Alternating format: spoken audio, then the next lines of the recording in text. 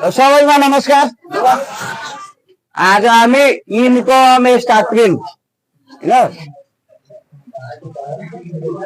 Financial statement को modern विधि अनुसार हामीले इन्कम स्टेटमेन्ट कसरी तयार गर्ने हो, यसको फर्मेटमा कुन कुन शीर्षकहरू के हुन्छ जान्छ, त्यसको बारेमा यो भिडियोमा हामी जान्ने छौं।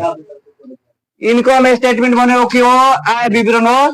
इन्कम स्टेटमेन्ट आय विवरण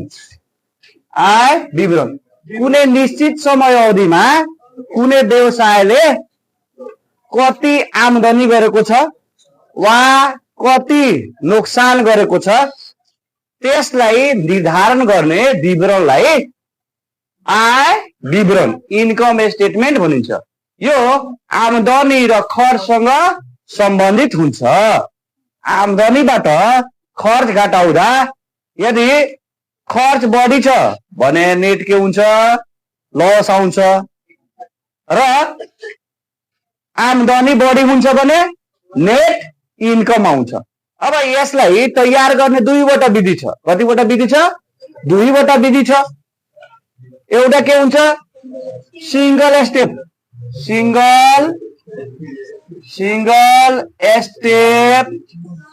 इन्कम स्टेटमेन्ट, एकल चरण आय विवरण। अनि दोस्रो के हुन्छ? Multi step income statement. Multi step income statement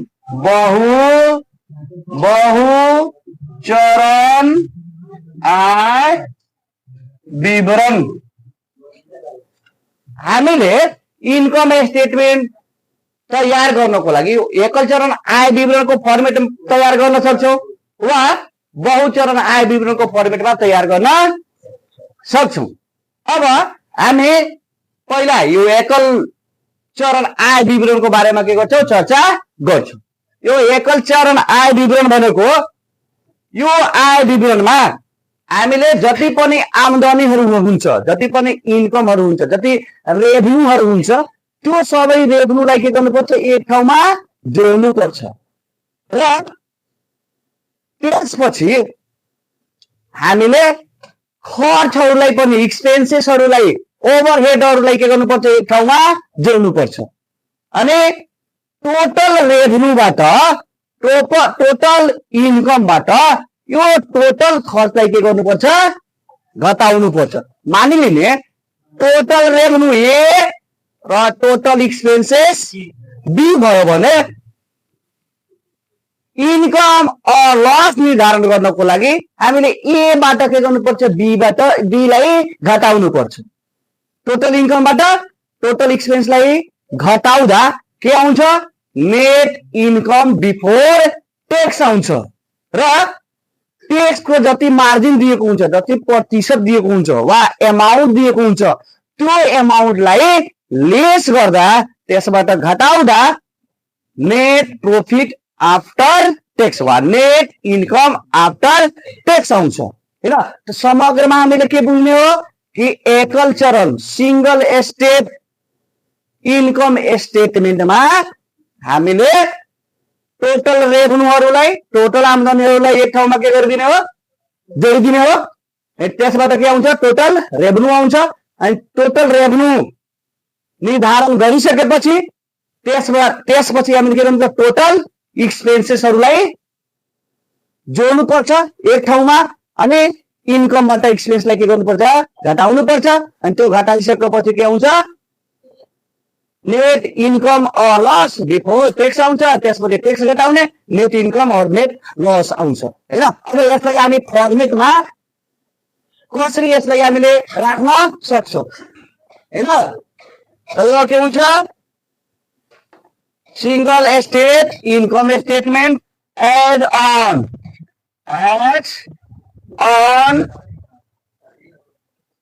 यहाँ के हुन्छ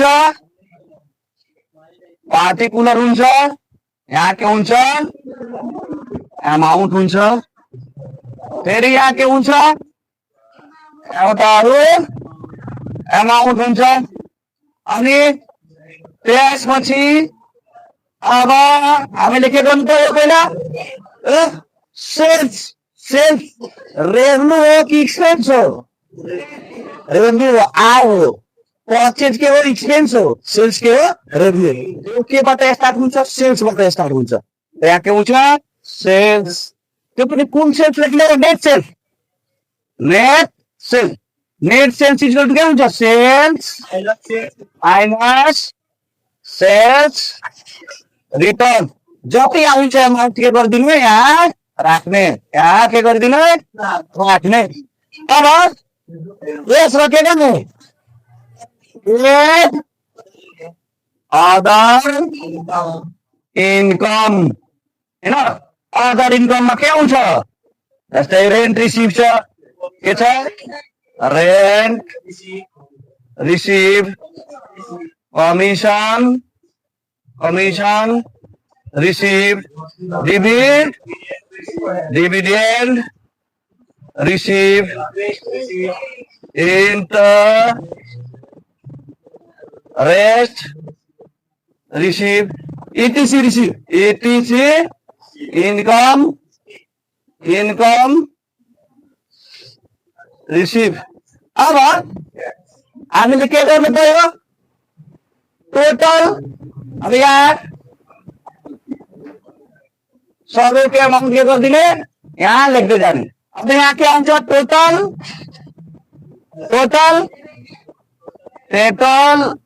रेभेन्यू निर्धारण गर्नु पर्यो टोटल रेभेन्यू कति हजार अब यो जुन इन्कमहरु आएको छ त्यो इन्कमलाई सेल्समा के गरिदिने जोडिदिने हो त पहिला यो इन्कमलाई यहाँ जोडेर यहाँ राख्ने त्यसपछि यो सेल्समा के गर्ने यो इन्कम जोड्न यहाँ के आउँछ टोटल रेभेन्यू आउँछ अब त्यसपछि के गर्ने हो यो ए नम्बर भइहाल्यो के भयो ए नम्बर अब के गर्ने लेस के गर्ने कस्ट अफ गुड सोल्ड गर्ने lace cost of goods sold क्या हुन्छ ओपनिङ स्टक ओपनिङ स्टक त्यसपछि के हुन्छ फ्याक्ट्री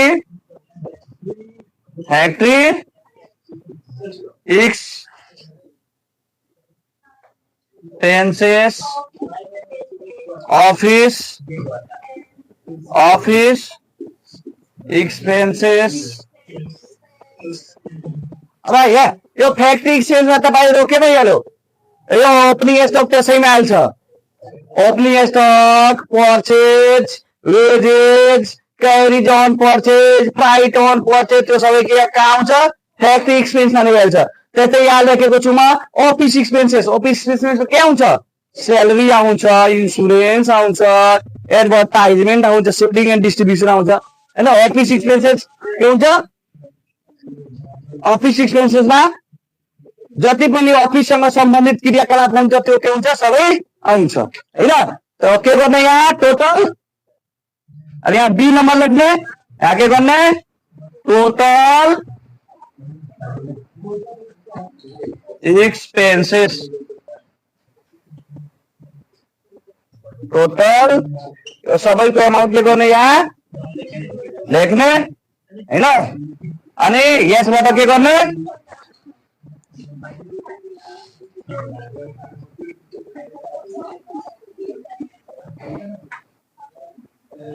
अब यहाँ के निर्धारण गर्छौँ हामी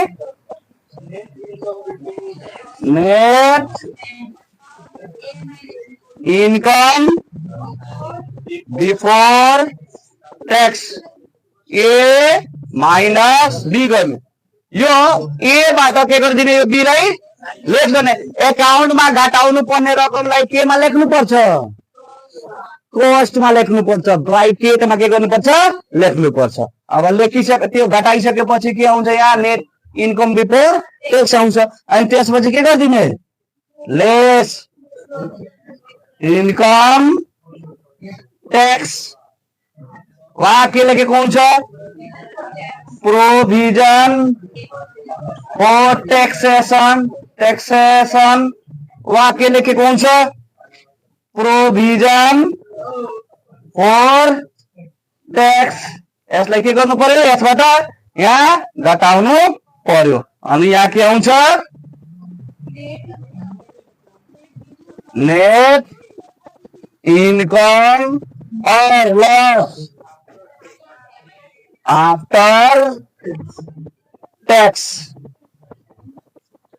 घटाएर यहाँ के आउँछ नेट आफ्टर टैक्स आउँछ यस्तै फर्मेटमा के गर्ने हो हामीले यो यदि सिंगल स्टेट इन्कम स्टेटमेन्ट सोधेको छ भने हामीले त्यसलाई तयार गर्नको लागि यो फर्मेटको के गर्नुपर्छ प्रयोग गर्नुपर्छ जसमा सबै इन्कमहरूलाई के गर्छ एक ठाउँमा जोड्नु पर्छ अनि त्यसपछि के गर्नुपर्छ कस्ट अफ गुड सोल्ड के गर्नुपर्छ घटाउनु पर्छ यहाँ यो पनि यस्तो नलेखे पनि हुन्छ किनभने यो फ्याक्ट्री एक्सपेन्सेस आइहाल्यो भने त्यसैमा के पो हेर्छ ओपनिङ स्टक आउँछ के आउँदैन आइहाल्छ होइन बरु ऊ यहाँ आए अब अफिस एक्सपेन्स भइहाल्यो अनि यो फ्याक्ट्री एक्सपेन्स भइहाल्यो त यो यसैमा अन्तर्गतमा के हुन्छ सबै एक्सपेन्सेसहरू आइहाल्छ होइन ल अब अर्को भिडियोमा हामी मल्टी स्टेट इन्कम स्टेटमेन्ट के गर्छौं त्यसको फर्मेटको बारेमा हामी के गर्छौं जान्नेछौं तबसम्मलाई लागि बिदा चाहन्छु नमस्कार